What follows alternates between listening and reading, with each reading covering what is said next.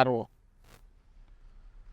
কাকা বিশ্বাস করেন এই মায়ের লোক আমার হয় নাই। কি হয় নাই? মানে ফেসবুকে তার সঙ্গে আমার হয় নাই। আরে কি হয় নাই?